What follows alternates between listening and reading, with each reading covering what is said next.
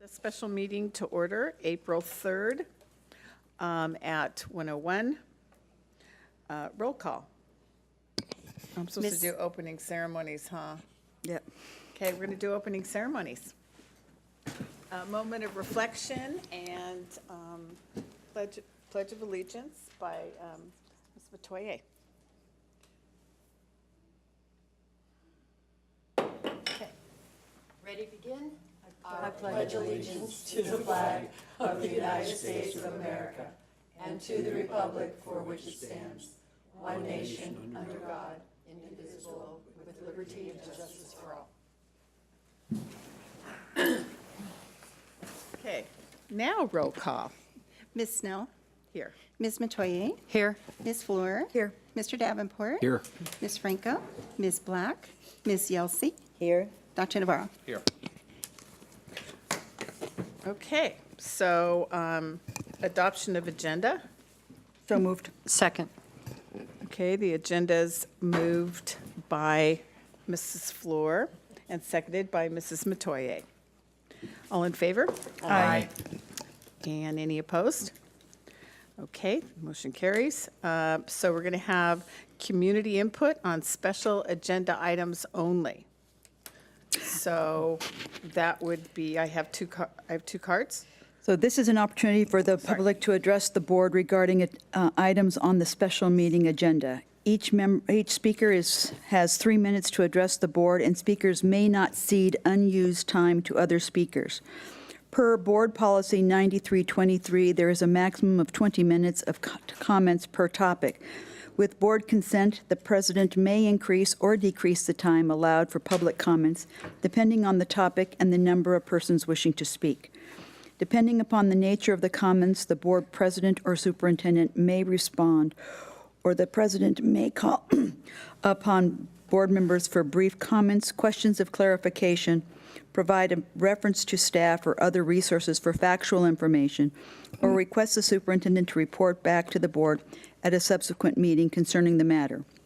All comments are recorded in full on the meeting video record, and DVD copies of the complete meetings are available to check out from the superintendent's office for 3 business days or for purchase for $1. When addressing the board, it is helpful if you state your name and address for the record. Okay, so our first speaker is Jamie Thomas. Good afternoon, board members and Superintendent Navarro. My name is Jamie Thomas. My address is 3162 Barbados Place. I'm here today as a parent of 2 students at California Elementary. My remarks will be short and to the point, and I realize that this list does not encompass the 8 points you are being evaluated on. However, since that list was not provided to many of us in a timely manner relating to lack of communications and community relations, that's unfortunate. Leadership is supposed to encompass the traits of integrity, accountability, transparency, and equality. In my opinion, these traits have been woefully lacking. From the very recent handling of the safety issue at California, to the disparate treatment of East Side schools versus West Side schools, to the many monetarily wasteful decisions made by the district, all of these issues can be traced back to ineffective leadership. I personally, along with many others, have struggled to bolster the reputation of California and Tewinkle within our neighborhood, and we have had success in doing so. Many of us are very proud of our school, and we would appreciate the district's help in improving community relations. Perhaps you have not had much participation from the California community in the past, but I can assure you that's changing. We are watching closely, and we will be vocal. I personally will fight not only for my 2 kids, but for each of the 431 students at our school, and that goes back to leadership, both from the board and the superintendent. Thank you. Thank you. Thank you. Our next speaker is Steve Smith. Thank you, Mrs. Snow. Good afternoon, everyone. Mrs. Fleur, I was hoping maybe you and I could collaborate on a longer introduction to this section later on. Absolutely. Normally, I'm going to read the whole. Got a couple of new sections in there, I think.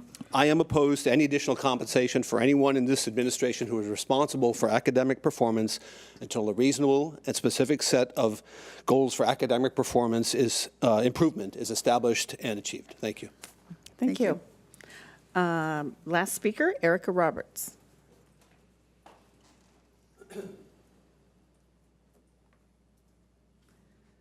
Good afternoon, members of the board. I'm here just to let you know that the community is watching and we want to have engagement from you. Vicki, I know a friend of mine sent me that you had a coffee meeting today with parents, and I think that's awesome.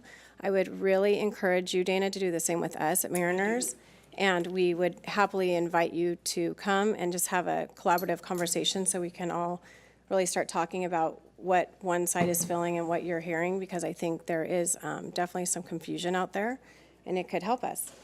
I wanted to talk to you about the LCAP really quickly. It says right here, it was redone, the ability to conduct ongoing evaluations, gather pertinent information from affected stakeholders, and make well-planned course corrections is one of the district's greatest strengths. That is concerning to me because I don't believe that that is one of our greatest strengths. As you can see from the meetings where teachers and parents are coming, and we're not coming here to give up time with our family, we're coming here to actually beg you to listen to what we're feeling and seeing. My heart went out to some of those families because it was very reminiscent of what was happening at Mariners at the time when we were going through our very big struggle and we were being told things that just weren't happening, and we were being told we would get reports and we didn't, and all of this other stuff. I did give you this very in-depth printout of the scores at the schools. I know some of you chose not to take it, but I would ask that you look at some of the schools on the west side, specifically College Park. It's staggering. Some of these kids are struggling so badly, and I want to share with you that with this piloting, that has to be on the forefront of your questions. Please ask where we are with this piloting. We're asking a lot of questions about wanting information, but we're not getting a lot of questions about the piloting. Ensign and other middle schools have literally packets. If you look at the State Board of Education on what we're supposed to be supplying to our kids, you're making teachers do way too much. My daughter started SWIN math in 3rd grade. She had it through 6th. Now in 7th and 8th, she gets packets. Now in high school, they're also going to be piloting next year. So her educational career in math has been very devastating, and we're taking on the burden of that expense, Dr. Navarro. This was on one of your last agendas a few months ago. It says that with the salary increase, Dr. Navarro is going to make $289,915. That is without his tax sheltered annuity, without a car allowance, technology allowance, and his benefits. The final thing I'll say is I would really, really like for you to engage the public in a survey. We know that you're in charge and you make the decisions, but we would like a survey on what we are feeling about the leadership in this district. Please have a comment section. Do it through SurveyMonkey. It takes 4 of you to do that. We would like that. Please listen to your constituents. Thank you. Thank you. Okay, so with that, we will, oh, sorry, Mrs. Fleur. Can we clarify a couple of items, especially in regards to what Erica just said about his salary? There is no car allowance, is that correct, Dr. Navarro? You no longer receive a car allowance, it's all rolled into your salary, is that correct? Well, it's rolled into my salary, but it is part of my salary. Right, but Yes. you pay taxes on that, correct? Yes. Who else gets car allowances?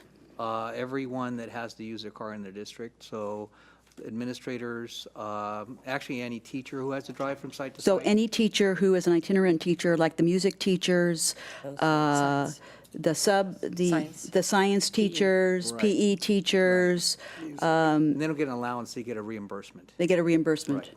That's And based on there's the federal there's no limitation, but they get Correct. the difference between the two of them. Right.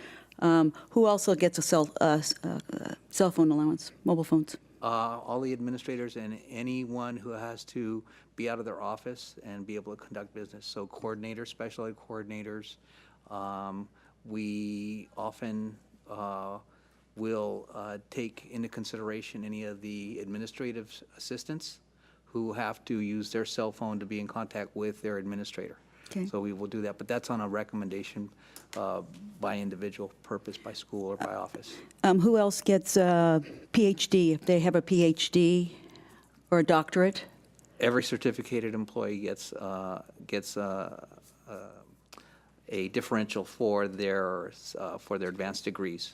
Okay, as well as for national teacher certification. that's my next question. So National Teachers receives additional? Yes, And we have one of the 5,000 highest percentages of national certified teachers in Orange County, is that Yeah, the correct? first year you get it, I think it's a $5,000 at the start. Okay, great, thank you. So Thank you. Thank you for your comments. And with that, we will adjourn into closed session.